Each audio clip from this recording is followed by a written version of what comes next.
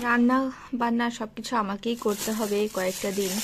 এগুলো কি জানি না, কোথায় কি আছে, আমাকেই করতে হবে। তো সেজন্য হচ্ছে আমি এখন প্রথমে ঘুম থেকে উঠে আগে দেখছি কি রান্না করা যায়। এগুলো কি পাবদা মাছ, ইয়েস পাবদা মাছগুলো রান্না করি, এগুলো কাটা কুটা আছে। তো আজকে পাবদা মাছ রান্না করব। মা ডাল রান্না করে রেখেছে।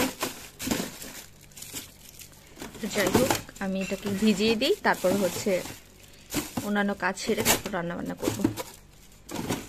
তো এখানে হচ্ছে আমি পাবদা মাছগুলোকে ভিজিয়ে নিয়েছি। এগুলো হচ্ছে নর্মাল হয়ে যাওয়ার পর রান্না করব। ততক্ষণে হচ্ছে আমার ঘরের অন্যান্য কাজ করে নিচ্ছি। আর হচ্ছে সবজির মধ্যে এখানে বাঁধাকপি ছিল অল্প একটু, এটা নিয়েছি, এটাকে বড়া করব। আর আলু আর বেগুন দিয়ে হচ্ছে পাবদা মাছটা রান্না করব।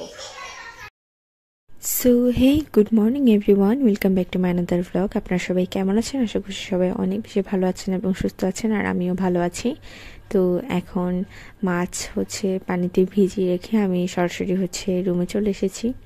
তো চিন্তা করলাম যে সব কিছু আসলে আগে গুছগাছ করে নিই, তারপর হচ্ছে রান্নাবান্নাটা করে নেব আর কি।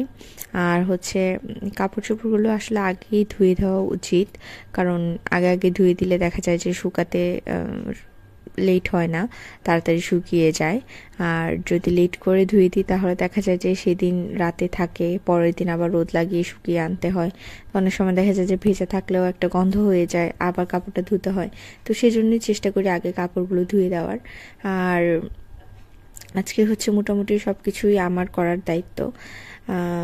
দায়িত্ব বলতে আসলে বিভিন্ন সময়ে বিভিন্ন পরিস্থিতিতে আসলে অনেক সময় দেখা যায় যে একার দ্বারাই হচ্ছে সব কাজ কমপ্লিট করতে হয়। তো সেরকমই কিছু একটা। তো পরবর্তীতে আপনাদের সাথে শেয়ার করব কেন আজকে সব কিছু একা একা করছি। তো মোটামুটি কয়েকদিনে আমি একা একটু কাজ করব আর কি, কোনো হেল্প ছাড়া। তো পরবর্তীতে সেটা শেয়ার করব। তো যাই হোক, এখন হচ্ছে সব বিছানাপাটি যা আছে সব কিছু গুছিয়ে নিচ্ছি। আর এই তো সব কিছু আমার গুছানো শেষ, একেবারে ময়লা টলা ঝেড়ে টেড়ে ফ্রেশ হয়ে গিয়েছি। ওখানে হচ্ছে আবার আমার কিছু কাপড় ছিল, সেগুলো ভিজিয়েও দিয়েছি। তার মধ্যে হচ্ছে আবার ত্রিফকে খাওয়ালাম, তারপর হচ্ছে ওকে স্নান করাতে হবে আবার। আর হচ্ছে এখানে ত্রিফ ভিডিও কলে কথা বলছিল। তো ভাবলাম যে ঝাড়ুটা সবার শেষেই দিব, কারণ সব ধুলাবালুগুলো ঝেড়ে তারপর ঝাড়ুটা দিলে দেখা যায় যে ঘরটা ফ্রেশ ফ্রেশ লাগে, ময়লা আবর্জনা সব একসাথে ঝাড়ুর সাথে চলে যায়। তো এখানে ড্রেসিং টেবিলের এই জিনিসগুলো অনেক দিন হয়েছে, বালু টালু পড়ে আছে। তো ভাবলাম এগুলো একটু মুছে নিই, ভালো করে ক্লিন করে নিই। তো সব কিছু দেখা যায় যে পরিষ্কার পরিচ্ছন্ন থাকলে কাজ টাজ সব কিছু করতেও ভালো লাগে, আরাম লাগে, অ্যাটলিস্ট শান্তি তো লাগে। আর এটা তো আমার একটা রোগই, আপনাদের সাথে অনেকবার অনেকগুলো ব্লগেই এই কথাটা বলেছি যে এটা আমার একটা রোগ হয়ে গিয়েছে। তো যাই হোক, এখানে হচ্ছে আমি আর বাকি রুমগুলোতে কি কি গুছিয়েছি, কি কি ঝাড়ফুঁক করলাম, কোনো কিছু আর দেখাইনি। তো সব কিছু ঝাড়া টাড়া শেষ, এবার হচ্ছে পুরোটা ঘর ভালো করে ঝাড়ু দিয়ে নিচ্ছি, ক্লিন করে নিচ্ছি। তো ভেবেছিলাম মুছবো না, আসলে আজকের ব্লগটা তেমন ডিটেলসে দেখাচ্ছি না। তো যাই হোক, ঝাড়ু দিয়ে ভেবেছিলাম ঘর আর মুছার দরকার নেই। তো পরে হচ্ছে হঠাৎ নিজের কাছেই মানে মনে হচ্ছিল যে ইনকমপ্লিট রয়ে গিয়েছে কাজটা, মুছলে হয়তো আরও ফ্রেশ লাগতো। আর ত্রিপ যেহেতু ফ্লোর ভরায়, তো মুছলেই সব থেকে বেটার হতো, সেটা ভেবেই হচ্ছে পরবর্তীতে আবার মুছেও নিয়েছিলাম। তো এক সাইডে তো হচ্ছে ট্রিপ সারাক্ষণ দুষ্টামি করেই যাচ্ছে, আমি হচ্ছে একদিক থেকে গুছাচ্ছি, আবার ট্রিপ হচ্ছে অন্য দিক থেকে এলোমেলো করছে। তো এগুলোই চলতে থাকে প্রতিদিনের মতো। তো যাই হোক, পরবর্তীতে হচ্ছে সাত্বিকা ওকে এটা ওটা বুঝ দিয়ে ছাদে নিয়ে গিয়েছে। আর হচ্ছে আমি তাড়াতাড়ি করে ঘরটা ঝাড়ু দিয়ে নিয়েছি, আর হচ্ছে ঘর মুছেও নিয়েছি। আসলে সব কিছু পরিষ্কার পরিচ্ছন্ন থাকলে খুবই ভালো লাগে, অ্যাটলিস্ট মানসিক শান্তি লাগে যে সব কিছু ক্লিন আছে। তো যাই হোক, আমি ভালো করে ঝাড়ু দিয়ে সব কিছু ক্লিন করে নিয়েছি।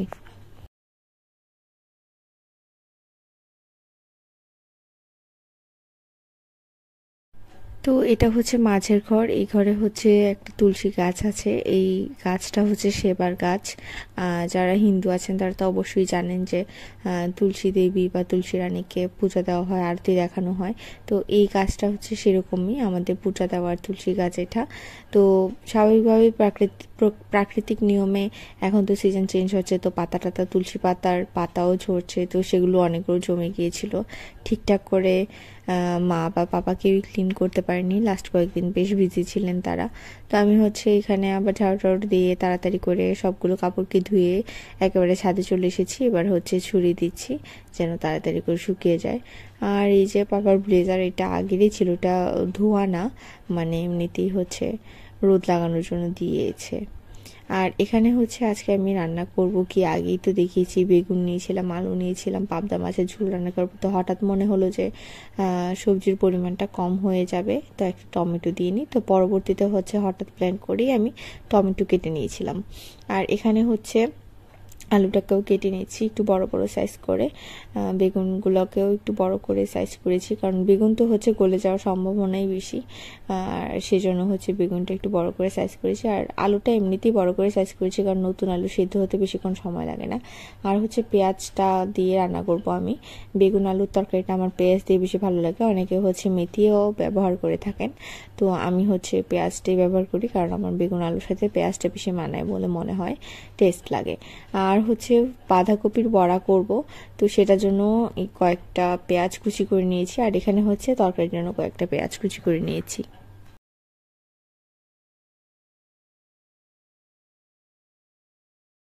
তো এই তো এখানে হচ্ছে আমি বাকি পেঁয়াজগুলো কুচি করে নিলাম, আর হচ্ছে এবার বাঁধাকপিগুলোকেও ভালো করে কুচি করে নিব। আসলে চপিং বোর্ডে আমি কখনো আসলে আগে বাঁধাকপি নিজে নিজে বড়া করিনি, তো এই ফার্স্ট টাইমই হচ্ছে ট্রাই করছি।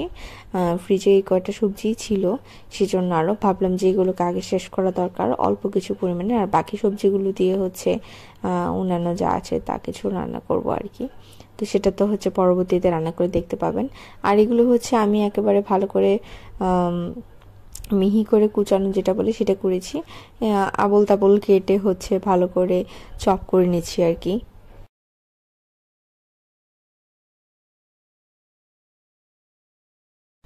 তো এবার হচ্ছে আমার কাটা টাটা শেষ। এবার হচ্ছে বোলের মধ্যে আমি বাঁধাকপিগুলো নিয়ে নিয়েছি, একটু বড় বড় সাইজ করেছি, কারণ একেবারে মিহি হয়ে গেলে আবার দেখা যাবে যে গলে যাবে।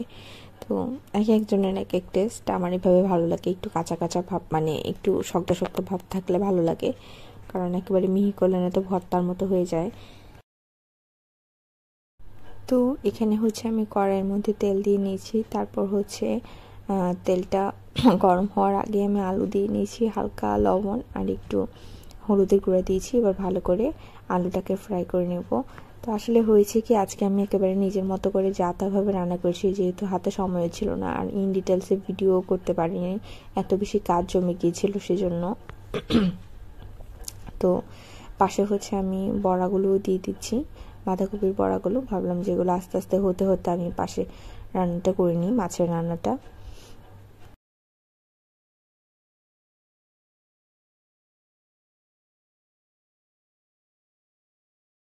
তো আজকে মন করা কি রেসিপি করেছি সেটা একটু বলি। মানে তাড়াহুড়ার চোটে আমি আসলে আলাদা আলাদা করে সবজিগুলোকে ভাজিনি, আর তা না হলে হচ্ছে আমি সব সময় আলাদা করে সবজিগুলোকে ভেজে নিই, তারপর হচ্ছে আলাদা করে মশলা সম্বার দিয়ে আবার ভালো করে কষিয়ে নিই।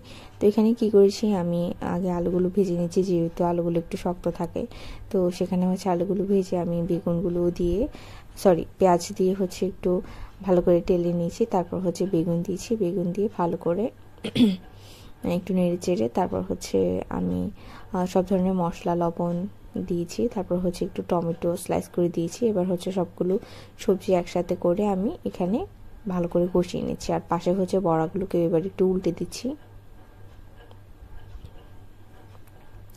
তো এখানে ভালো করে মোটামুটি মশলাটার সাথে সবজি টবজিগুলো কষানো হয়ে গিয়েছে। তারপর হচ্ছে আমি ঝোল দিয়ে দিয়েছি। দেখেন এখানে বলক ওঠার আগে আমি তাড়াতাড়ি করে হালকা হলুদ লবণ মাখানো পাবদা মাছগুলো দিয়ে নিয়েছি।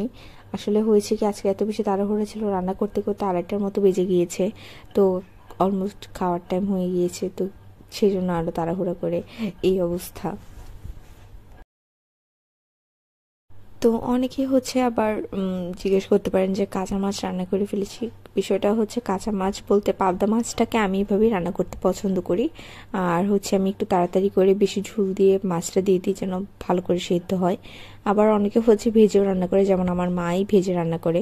প্রথম কারণ হচ্ছে এটা ভাজতে গেলে অনেক বেশি ফুটে, সেজন্য আমি ভয় পাই। আর দ্বিতীয়ত হচ্ছে আমার ভাজা থেকে এইভাবেই রান্না করে খেতে বেশি ভালো লাগে।